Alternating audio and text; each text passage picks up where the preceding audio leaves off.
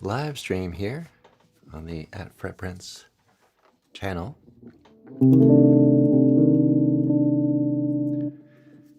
Here today, take any questions you have and chat a little bit.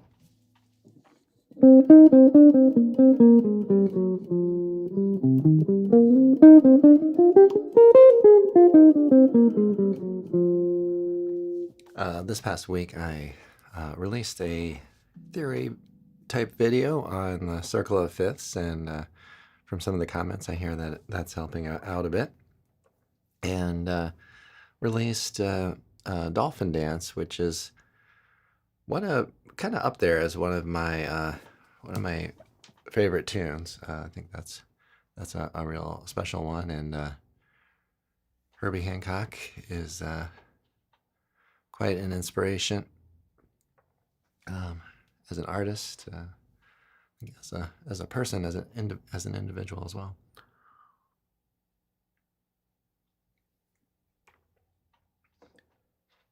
So I was happy to release that because that's been on my list for a while, and maybe I'll share some of the process of making that video as we go along. But I'll kind of noodle a little bit here, and let me know if you have any questions, or just say a quick hello. A little tired today, just woke up, ran a recital yesterday afternoon or evening. We'll do a little playing here.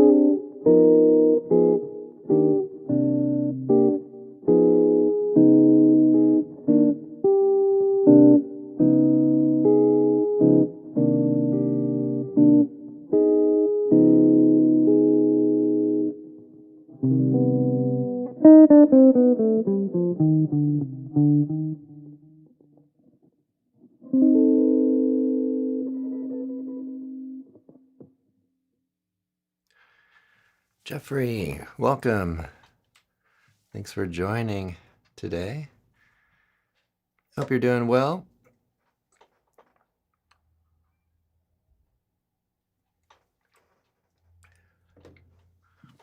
So the Circle of Fifths released a video last Monday about that. So let's take the B section of rhythm changes. Let's establish the key. So we're in B flat. Okay. So this is a good example of the circle of fifths. So you can try this out. Any rhythm changes too. Let's say you have let's demonstrate it up here. So let's say you have a D7, and try a little bit of a shell voicing here. Just a real basic voicing. So I've got D, C, sharp. We go to G7. Glad to hear it, Jeffrey. G7. So now I've got G, B, F, and C7. So I've got C, B flat, E. I'm going to go to the F. So we have F, A, E flat. Okay. All right, so what's going on there? Well, we have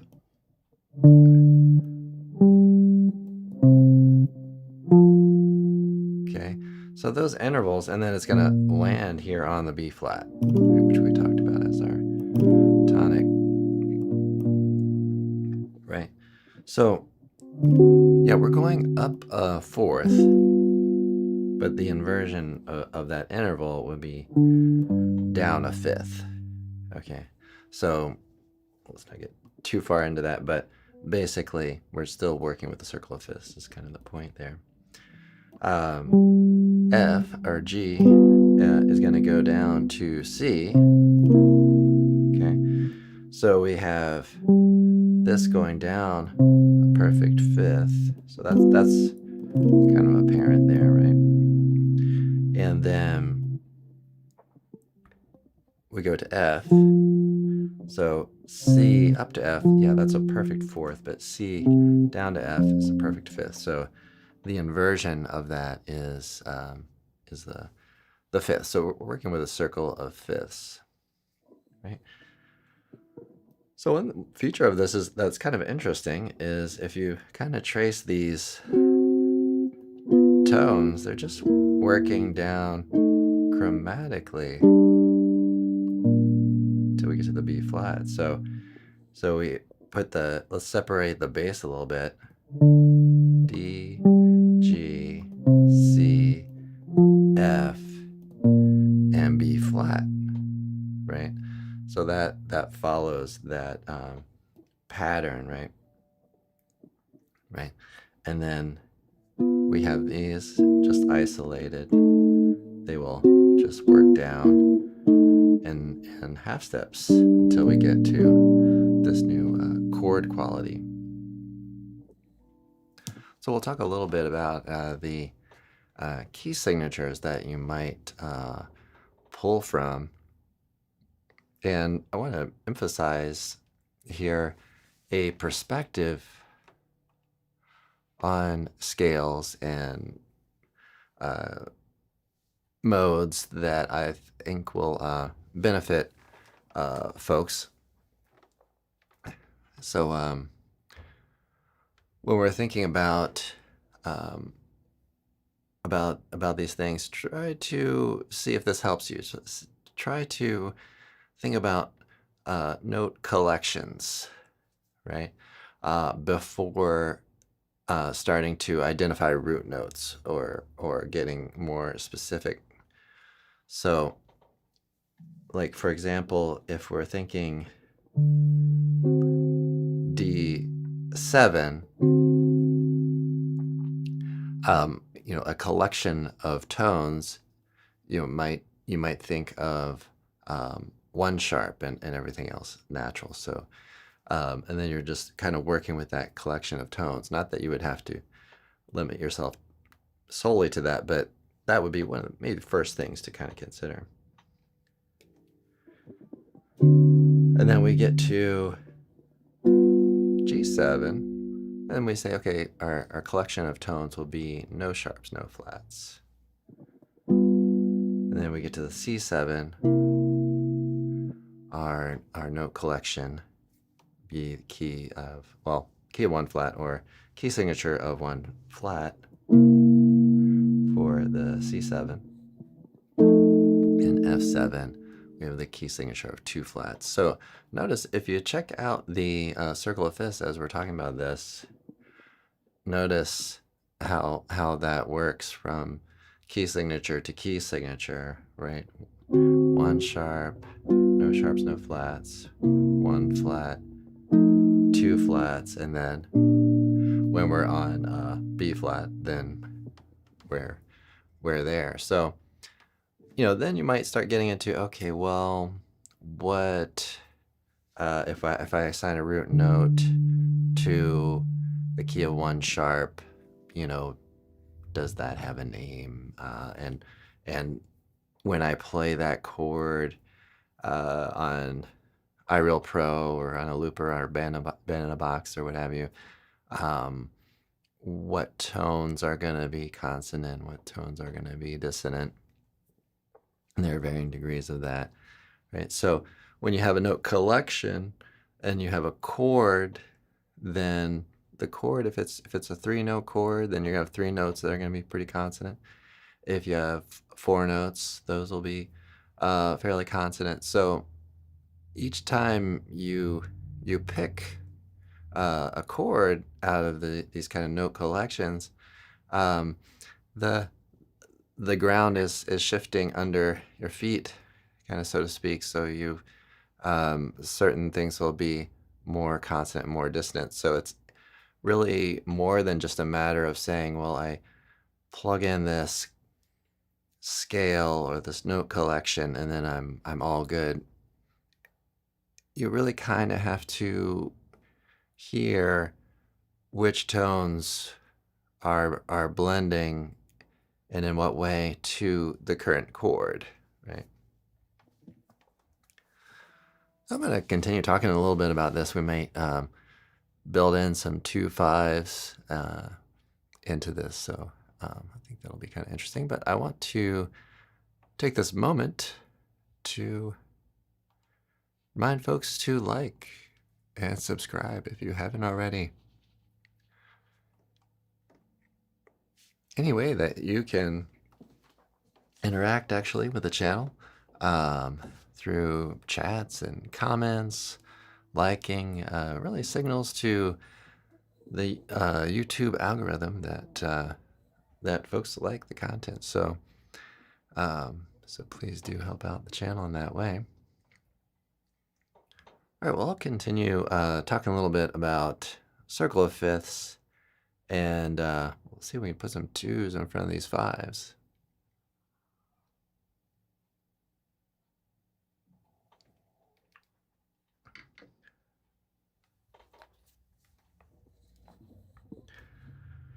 Okay, if we have a we have a D7, we can put a 2 in front of that so that we can call this a 5. Okay, and we can say 2, 5. So that would be A minor to the D7. And then we can say, okay, well, we know the next chord is G7. We could put a 2 in front of that. So then we could play D minor, then to G7. And we know the next chord is C7. We could put a 2 in front of that. G minor to C7. And then we know the next chord is F7. We could put a 2 in front of that. C minor into the F7. Now in this case, we're going to B flat, so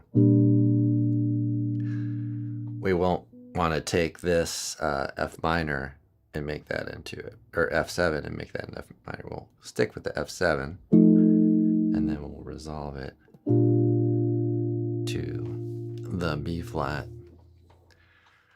So there's an instance where you could work at that work at the circle of fifths with chords, looking into the kind of the guide tones, the shell voicings, to see how things move from one to the next. So oftentimes in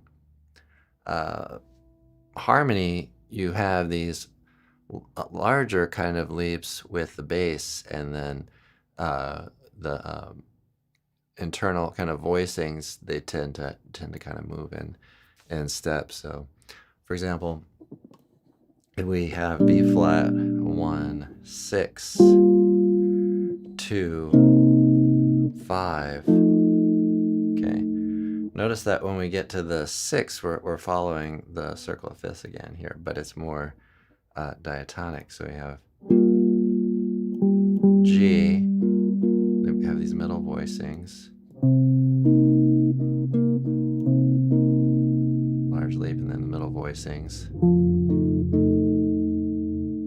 bigger leap, and then the middle voicings to the B flat 6. So so try to work at your chord tones on the middle 2 strings, and see how they kind of move down by a step. So you'll take one voicing, will remain the same, one voicing will change, and then one voicing will remain the same, one will change. And in this case, I'm changing both. Same thing if you have a 3,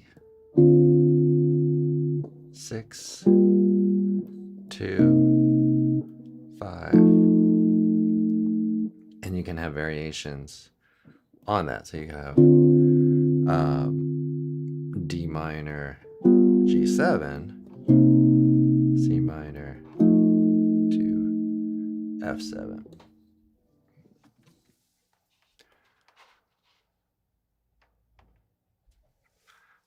James asks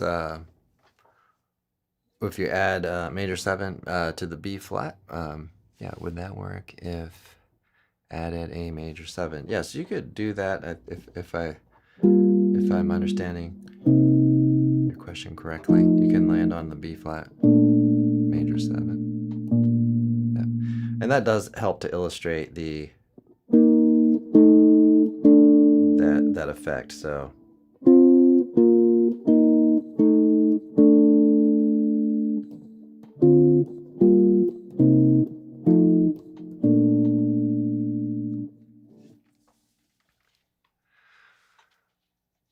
okay, everybody. So yeah, check out the rhythm changes. I got rhythm changes, and play around with that and see how that works with the circle of fifths, especially that bridge section, or the B section.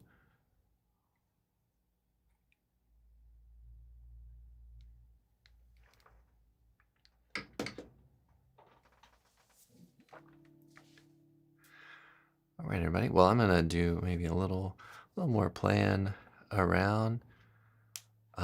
Welcome, Marat. Thanks for joining the chat. I'll mention today I'm only streaming on YouTube today. Like I said, basically just woke up and just barely made it at 10:30. But I've been thinking of streaming solely to YouTube, but I've been trying to reach out to these other platforms, but I haven't gotten a lot of traction yet. But maybe I should just keep at it. But today we have exclusive to YouTube live stream, but I am streaming vertical and horizontal. So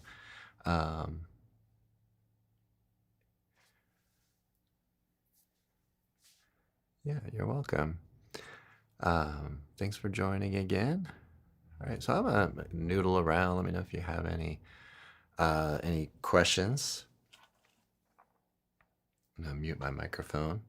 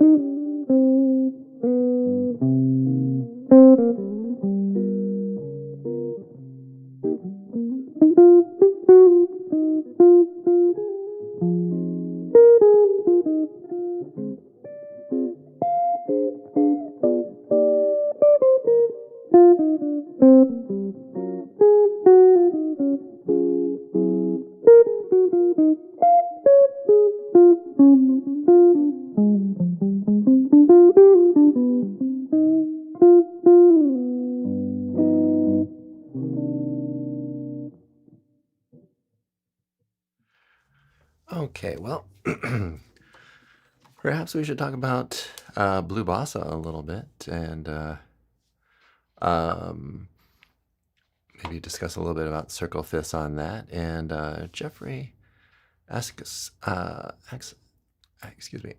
question about or asks if we can discuss the altered scale. Yeah, absolutely. And this may be a good tune to do it on too.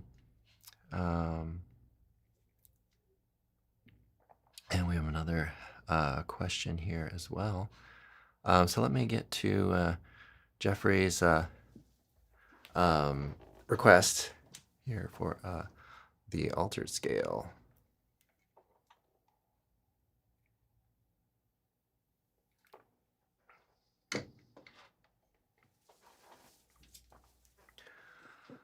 So altered scale, which also goes under a few other names.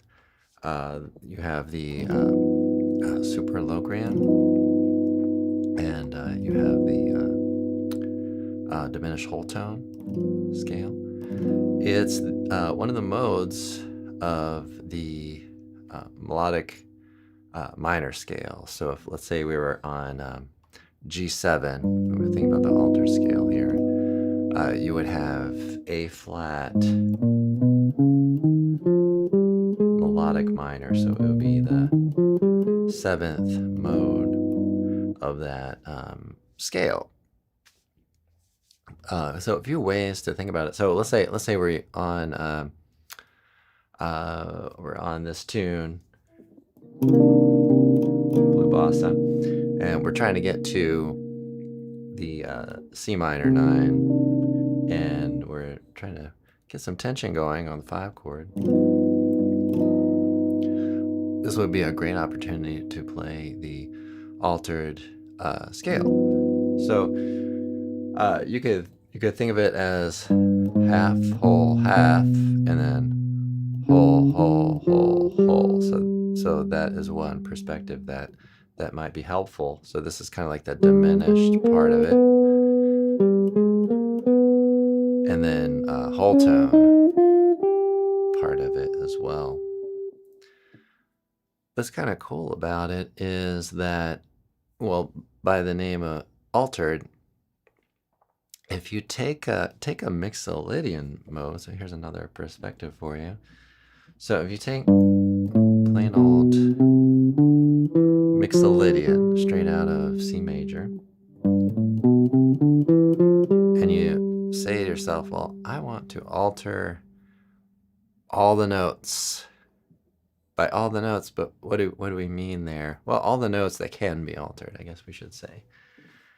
Because just like we did with our shell voicings here, we've got to keep at least these 3 notes: the root note, the flat 7, and the third, because that identifies it as this type of sound, right? So we can't really touch those, but the 5s, the sharp, the 11, get ahead of myself a little bit. The 5, the 11, the 9, the 13, and some interesting inharmonic things happen, so that can get a little confusing. But we want to alter all of those things, right? So the 9 of the Mixolydian. So take this and compare this to Mixolydian. So the 9 is going to be altered in 2 ways. So we turn this 1 note into 2 notes. And keep that in mind, because later we're going to have to arrive at 7 notes total anyway. But keep in mind we have almost too many notes in a sense to start with. So flat 9, and then we'll make the natural 9 a sharp 9. So it has, all of a sudden we have 2 9s now. Okay. Now the 4, we're going to alter that too, right? So they really only want to alter it going up here. So we go up, right? So far we have flat 9, sharp 9, third, of course, and we raise the sharp 11. Now we want to alter the 5th. Well, we can alter the 5th going down, right? We can say,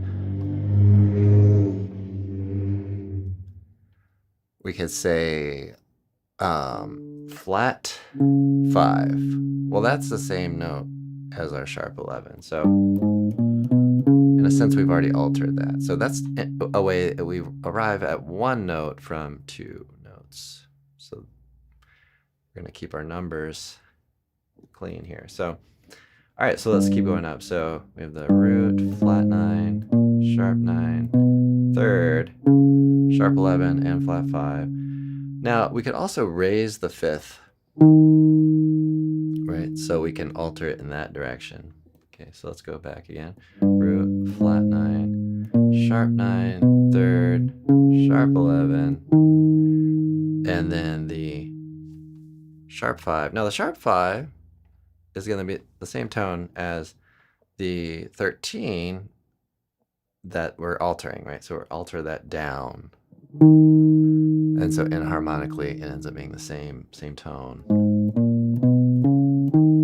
Okay, and then we get to the flat 7, right? So now we have 7 notes. So 1, 2, 3, 4, 5, 6, 7. So then we're good. We have 7 tones. So now you might ask, well, and maybe I'll go to more practical applications on this in a moment, but I'd ask, well, aren't we, in a sense, kind of missing something, right? Like, any way we spell this out, we end up with 2 9s, right? So how is that?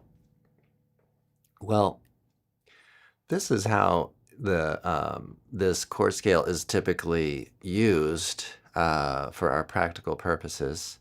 But if you want to really kind of spell it out in a more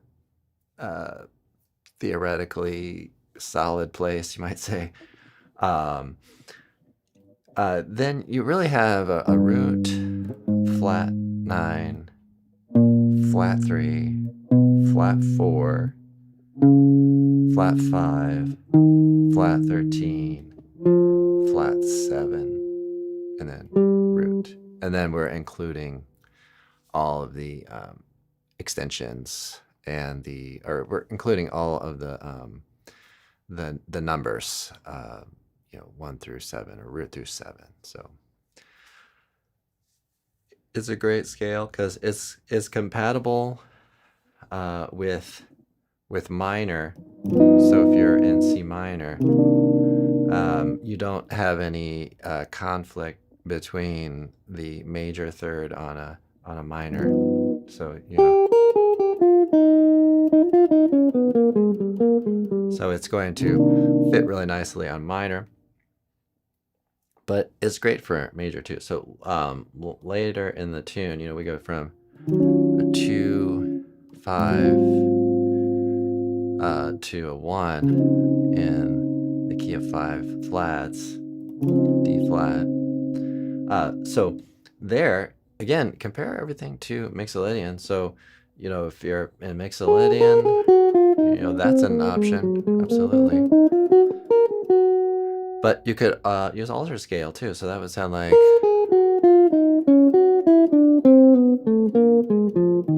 So I built that into the 2 and then the 5, and that will give you a little more dissonance, propulsion, if you will, over to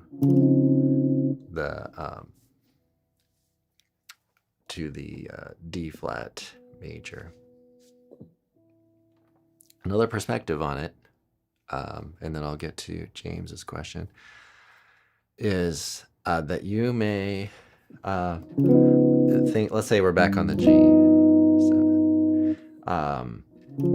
If you're feeling really strong with Mixolydian and altered scale feels like a stretch right now, try the D flat Lydian dominant, and in a sense that arrives at the same tones. So the Lydian dominant is a Mixolydian with a sharp 4. So then you're only changing one note versus so many other notes, but you end up actually with the same note collection. And that's why I encourage folks to think about note collections, pull of notes, and then when you have a given harmony, there are maybe 4 notes from those 7 that are going to sound more consonant, all depending though. Okay, I'll take a minute to ask folks to support the channel in any way you can or feel comfortable. Like, subscribe, turn on notifications. Check out our merchant shelf, which should be down below. This is a prototype of our mug, but I've got an updated one, and it's pretty cool. And I had a few folks, I think, purchase it and say they enjoyed it. So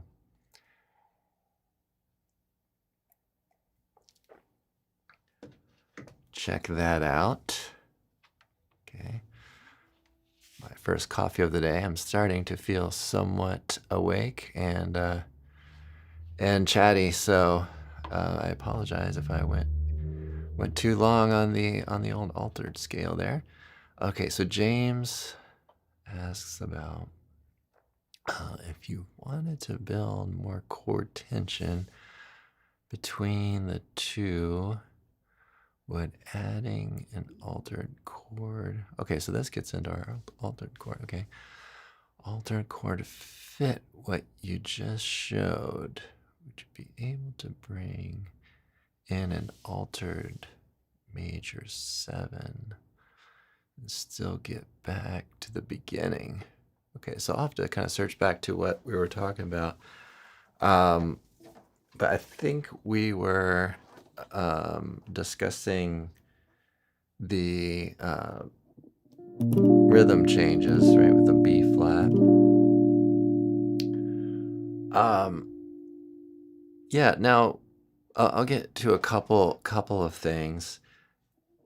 If you're on the one chord and you've got some time on it, now rhythm changes tends to be a little bit quick, especially some of the melodies that Charlie Parker wrote over the progression. But so you might not find a whole ton of time to play around on that particular harmony, but you can certainly build tension by with a couple of techniques when you're improvising. You can delay resolution on the B flat in your melodic line by, let's say, playing let's say it's beat 1 and the rhythm section's landing on B flat. You could play alter scale on F7 and then resolve that, and you're just dipping into the measure.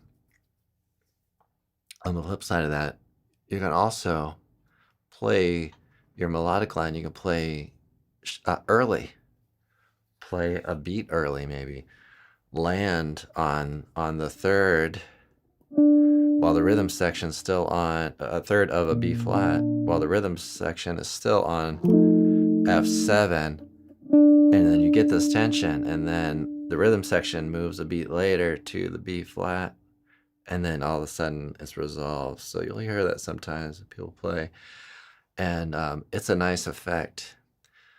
So that's something to do as well. Or you can even play, more content than just one note, of course. Another thing is to weave back and forth, right? So if you have B flat, say you're playing.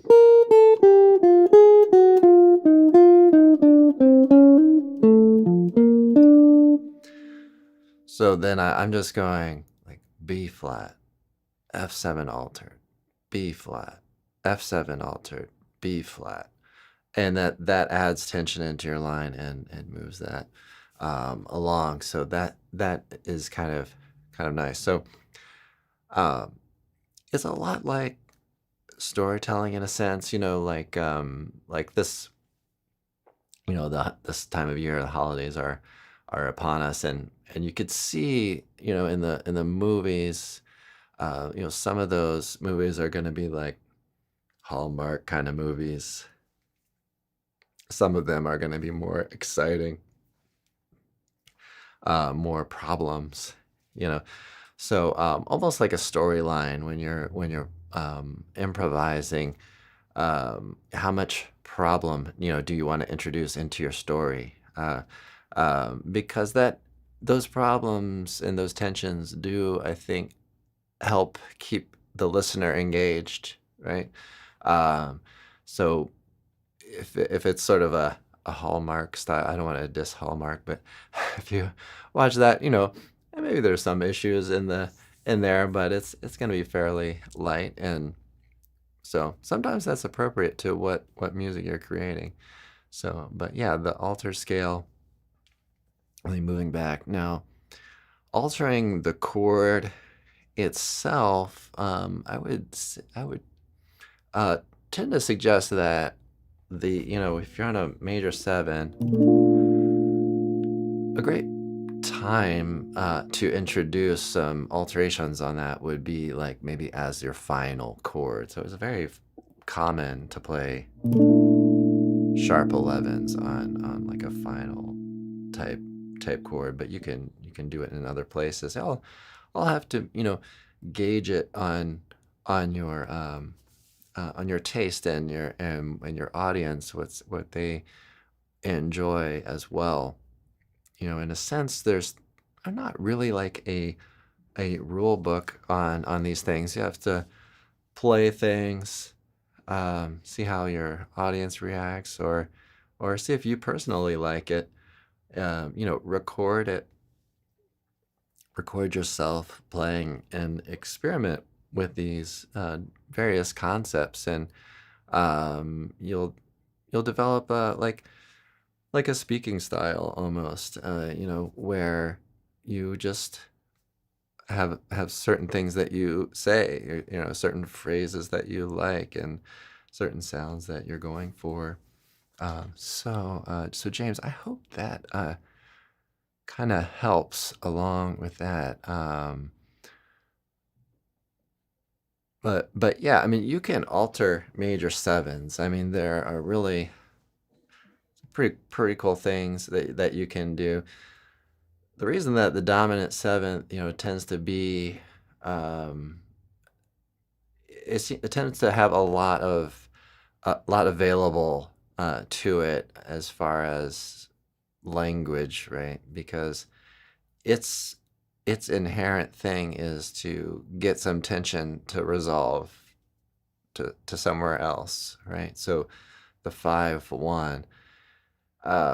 So when it comes to the one chord, there are definitely a lot of cool things you can do with this. I mean, you can take and have a sharp 5 too, right?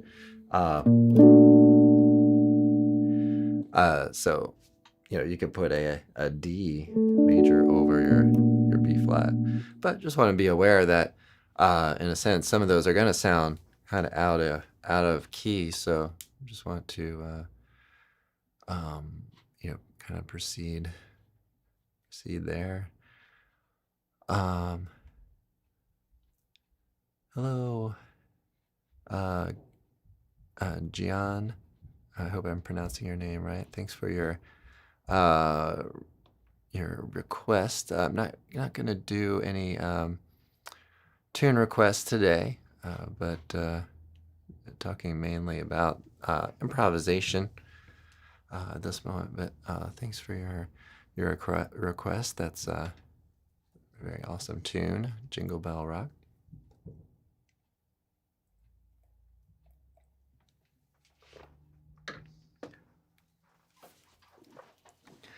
Well, let me talk a little bit about the recent tune I did, Dolphin Dance, and I'm going to create a member update video on this probably tomorrow. We'll really dig deep into some of the behind-the-scenes things that I did on member updates. But I'll offer some things out. I felt really fortunate because I was kind of on Facebook, and I saw a Ron Carter post, and maybe I searched on this, but there was this Ron Carter post of the bass line someone had transcribed. So I took a look at that and recorded the bass line that was transcribed there.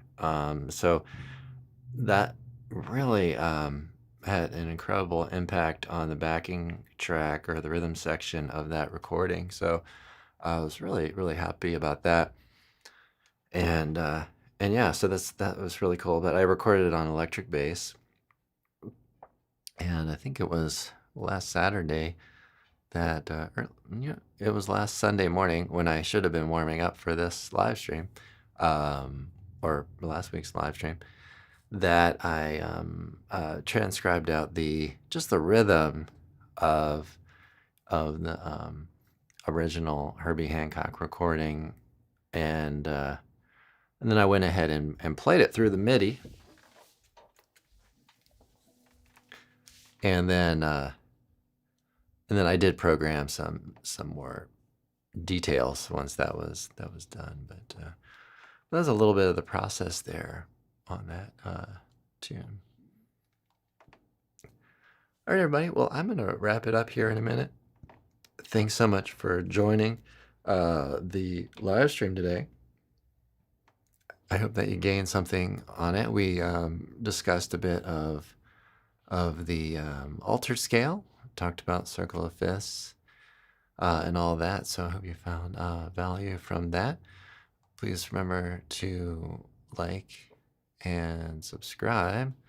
Maybe I will just noodle a little bit here, but also mention that I do still do private lessons, and we have an easy sign up in the description where you can actually sign up and schedule it, and then you get an email and we meet on WebEx.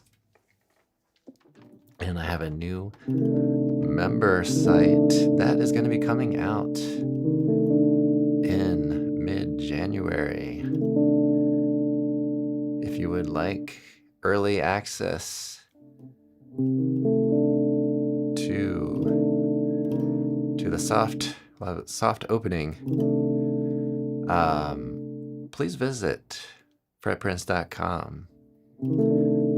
Click the join button and read a little bit about the details on what's coming up, and join the email list, and I will get you kind of hooked up. All right, so you can kind of test things out a little bit. All right, everybody. Well, I'm gonna noodle a little bit. Let me know if you have any last minute questions. Thanks so much, Jeffrey, for your feedback, because I'm always kind of wondering how these things went. So I appreciate the feedback. Thanks so much, and you're most welcome. Okay, so I'm gonna play a little bit here.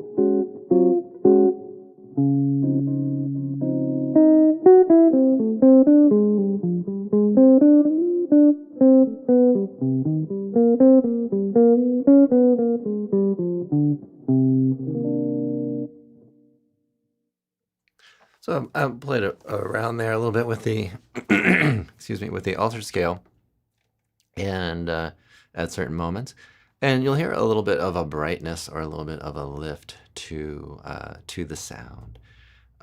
So that can be kind of a feature of your playing that you can incorporate. All right, everybody. Thanks so much for joining today. I hope you enjoyed this talk. And I will see you all in the next one. Have a great practice session.